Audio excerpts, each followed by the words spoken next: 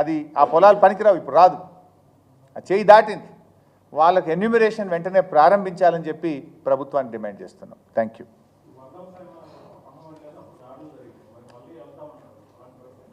దాడులకు భయపడతామే మేము? BRS party మాది ఉద్యమ పార్టీ.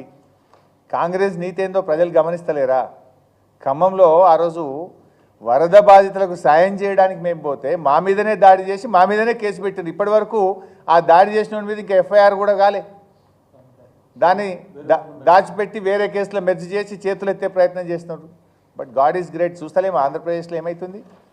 కొంతమంది పోలీస్ అధికారులు అనుకుంటున్నాము వీళ్ళు పర్మనెంట్ అని. ఇవాళ ఏమైంది? అడిషనల్ డీజీలు ఐజీలు ఆంధ్రప్రదేశ్లో సస్పెండ్ అయిపోయి ఏమవుతుందో చూస్తున్నాం కదా, అరెస్టులు అయిపోయి. పోలీసులు కూడా చట్టానికి లోబడి పనిచేస్తే మంచిది. చట్టాన్ని అతిక్రమిస్తే ఇవాళ వాళ్ళు అధికారంలో ఉన్నారని ఇష్టం వచ్చినట్టు చేస్తే రేపు ఆంధ్రప్రదేశ్ తరహా పరిణామాలు ఎదుర్కొంటారు.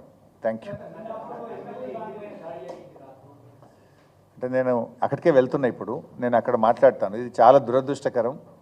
అంటే ఒక గుండా రాజ్యం నడుస్తుంది రాష్ట్రంలో. అంటే ఏం లేదు, మళ్ళీ మీరు అవి బ్రేకింగ్లు పెడతారు. నా అసలు టాపిక్ నాకు ఇప్పటికే నా బాధ కలిగేది ఏంటంటే బై సాబ్ మీరు ఏమనుకోవద్దు కానీ రోజు పొద్దున లేచి టీవీ పెడితే హైడ్రా అనే కనబడుతుంది. హైడ్రా అనేది ఒక సరే ఆ ఇష్యూని నేను వ్యతిరేకిస్తాను. 5 మందో 10 మందో 2 లక్షల మంది రైతుల పంట పొలాలు ఎండిపోతే ఏ టీవీలో కనబడతలేదు, నాకు ఏ పేపర్లో కనబడతలేదు.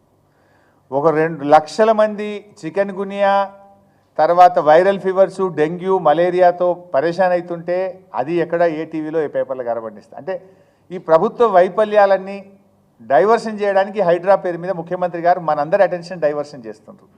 మనము ప్రతిపక్షంగా మేము కానీ ఫోర్త్ ఎస్టేట్గా ఉన్నటువంటి మీడియా కానీ లక్షల ఎకరాల్లో పంటలు ఎండుతున్నాయి, దాని మీద మనం ఫోకస్ చేయాలి.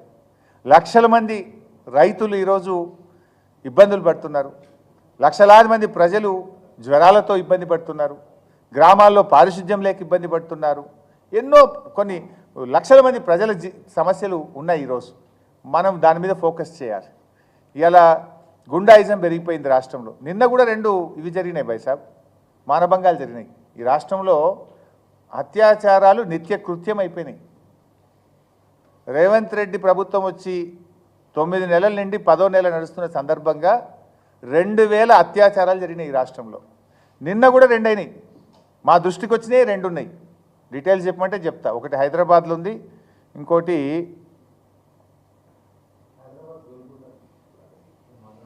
దేవరకద్ర. నిన్ననేమో ఒకటి హైదరాబాద్లో ప్రైవేట్ బస్సులో మహిళపై అత్యాచారం, కేపీహెచ్బి కాలనీ, ప్రయాణికురాలిపై బస్ షెల్టర్లో అఘాయిత్యం. పాలమూరు జిల్లాలో బాలికపై అత్యాచారం, దేవరకద్ర. ఇది మా దృష్టికి వచ్చినాయి. ఇంకెన్ని ఉన్నాయి? అసలు లా అండ్ ఆర్డర్ లేదు. ఇలా మా సునీతమ్మ ఇంటి మీద పోయి దాడి చేయడం ఏందండి? ఇంట్లో పడుకున్న వాళ్ళ మీద పటాకులు పేల్చి తలుపులు తీయించి ఇంట్లో ఉన్న వాళ్ళ మీద దాడి చేస్తారు. కనీసం పోలీస్ పట్టించుకోదు. వీడియోలు ఉన్నాయి, విజువల్స్ ఉన్నాయి. ఆ దాడి చేసిన వాళ్ళ మీద కేసులు నమోదు చేసి వెంటనే అరెస్ట్ చేయాలని చెప్పి నేను డీజీపీ గారిని డిమాండ్ చేస్తున్నాను.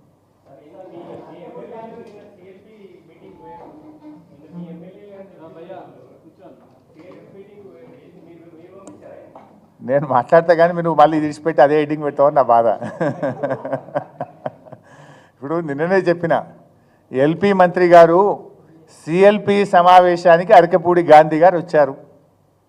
ఇకనైనా ఫిరాయింపులపై బుకాయింపులు మానండి అని నేను నిన్న ట్వీట్ చేసిన. దాని మీద శ్రీధర్ బాబు గారు ఎంతో తన యొక్క చాకచక్యాన్ని తనకుండే తెలివితేటలన్నీ ఉపయోగించి ఆయన గారు అంటారు, ఈ మీటింగ్ ఏదో ఆయన గాంధీ గారి నియోజకవర్గంలో జరిగిందట, మర్యాదపూర్వకంగా ముఖ్యమంత్రి కలవడానికి వచ్చిండు అన్నాడు.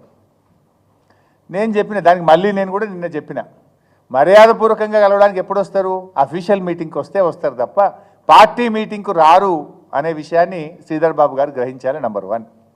నంబర్ 2, గాంధీ గారిది అయితే నియోజకవర్గం, మరి ప్రకాష్ గౌడ్ గారు ఎందుకు వచ్చిండ్రు? శ్రీహరి గారు ఎందుకు వచ్చిండ్రు? దానికి సమాధానం చెప్తారా? అబద్ధం ఆడితే అతికట్టని ఉండాలి. జనము చీ అంటున్నారు. మీరు ఎన్ని అబద్ధాలు ఆడతారు? ఆయన మాట్లాడి నేను బీఆర్ఎస్లో ఉన్నా అని, వీళ్ళందరూ మళ్ళీ మీటింగ్ పోతారు. శ్రీధర్ బాబు అంటాడు ఇది ఇద్దరు బీఆర్ఎస్ ఎమ్మెల్యేల కొట్లాట అంటాడు. ఇవాళనేమో కలవడానికి వచ్చిండు అంటాడు. ఇది నగ్నంగా బయటపడ్డది కదా. లెక్కలేని తనం. కాంగ్రెస్ ప్రభుత్వము అంటే ప్రజాస్వామ్య విలువల్ని ఖూనీ చేస్తూ నగ్నంగా బయటపడ్డారు. ఇంకా దాన్ని బుకాయించే ప్రయత్నం, ఇంకా దాన్ని ఏదో దాటవేసే ప్రయత్నం వాళ్ళు చేస్తున్నారు. బట్ పీపుల్ నోస్, ప్రజలు అర్థం చేసుకుంటున్నారు. రివ్యూ చేసేంత తీరిక కానీ కన్సర్న్ కానీ మీకు లేదా అని అడుగుతా ఉన్న ఖమ్మం జిల్లా మంత్రులకు. ఇక మాట్లాడమంటే ఓ దునియా మాట్లాడతాడు ఈ ముఖ్యమంత్రి గారు, మంత్రులు. మేము ఆకాశాన్ని దించుతాం, సూర్యుడిని వంచుతాం, మేము ఇటున్న సూర్యుడు అటు పొడిచినా, అటున్న సూర్యుడు ఇటు పొడిచినా చేసి తీరుతాం. డైలాగులు కొట్టమంటే వీరే డైలాగులు కొడతారు. 22 రోజుల్లో ఒక గండి పూడ్చడం చేత కాదా నీకు? దీనికి కారణం ఎవరు? 3 మంత్రుల మధ్య సమన్వయ లోపం, నీటిపారుదల మంత్రి యొక్క నిర్లక్ష్యం, ముఖ్యమంత్రి గారు పట్టింపు లేకపోవడం వల్ల ఇవాళ ఖమ్మం జిల్లాలో పంటలు ఎండిపోతున్న పరిస్థితి. 22 రోజులైంది కాలువకు గండిపడి. సెప్టెంబర్ 1వ తేదీన గండిపడ్డది, ఇవాళ 23వ తేదీ. సరే, ఆ 1వ తేదీ వదిలిపెట్టిన ఇవాళకి 22 రోజులు. 22 రోజులు కాలువకు పడిన గండిని పూడ్చలేని ఈ ప్రబుద్ధులు కాళేశ్వరం గురించి పెద్ద పెద్ద మాటలు మాట్లాడారు గతంలో. 22 రోజుల్లో ఒక కాలువ గండి పూడ్చడం చేత కదా ఈ ప్రభుత్వానికి? ఇది నిర్లక్ష్యం కాకపోతే ఏంటి అని నేను అడుగుతా ఉన్నా. పాలేరు జలాశయం నుంచి పంట పొలాలకు నీళ్ళిచ్చే కాలువ ఏదైతే ఉందో అది పాలేరు జలాశయం దిగువన దాదాపు ఒక 100 మీటర్ల దిగువన మరి ఆ కాలువకు గండిపడ్డది. ఆ కాలువను పూడ్చడం చేతగాక ఈ ప్రభుత్వం రైతుల పంట పొలాలు ఎండబెడతా ఉన్నారు. సెప్టెంబర్ 1వ తేదీన గండిపడితే ఆల్మోస్ట్ 2వ తేదీ 3వ తేదీ కల్లా వర్షాలు తగ్గిపోయినాయి. వర్షాలు లేవు. గత 22 రోజులుగా ఏదో వర్షాలు పడ్డాయి, పని సాగలేదు అనే పరిస్థితి కూడా లేదు. 22 రోజులుగా ఏం ఇబ్బంది లేదు పనిచేయడానికి. చిన్న మరమ్మతు చేయకపోవడం అంటే ఈ ప్రభుత్వం యొక్క నిర్లక్ష్యం, ఇది మంత్రుల సమన్వయ లోపం. ఈరోజు పరిస్థితి ఏంటంటే మా వీరయ్య గారు ఉన్నారు, అజయ్ గారు ఉన్నారు, మా ఎంపీ గారు రవి గారు ఉన్నారు. వాళ్ళందరూ కూడా రోజు రైతుల నుంచి ఫోన్లు వస్తూ ఉన్నాయి. వేల ఎకరాల్లో పంట నష్టం జరిగింది. చూడండి ఎట్లా ఎండిపోతున్నాయో పొలాలు చూడండి దయచేసి. నెర్రలు బాచినాయి పొలాలు.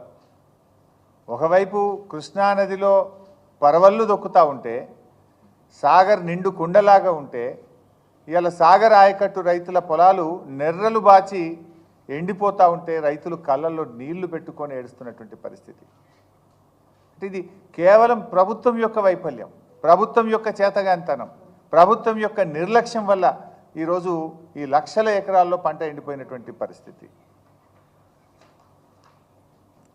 ఇలా పాలేరు నియోజకవర్గం, ఖమ్మం నియోజకవర్గం, వైరా నియోజకవర్గం, సత్తుపల్లి నియోజకవర్గం, మదిర నియోజకవర్గం మొత్తం పంటలు ఎండిపోతున్నటువంటి పరిస్థితి. ఇప్పటికే రైతులు, నేలకొండపల్లి రైతులు ఎన్ఎస్పి కార్యాలయాన్ని ముట్టడించారు. కూసుమంచి, ఖమ్మం, వైరా, కల్లూరు అన్ని మండలాల్లో ఇవాళ ఎన్ఎస్పి ఆఫీసులను ముట్టడిస్తున్నారు స్వచ్ఛందంగా. ఈ పార్టీ ఆ పార్టీ కాదు, రైతుల కడుపు మంట, రైతుల పార్టీ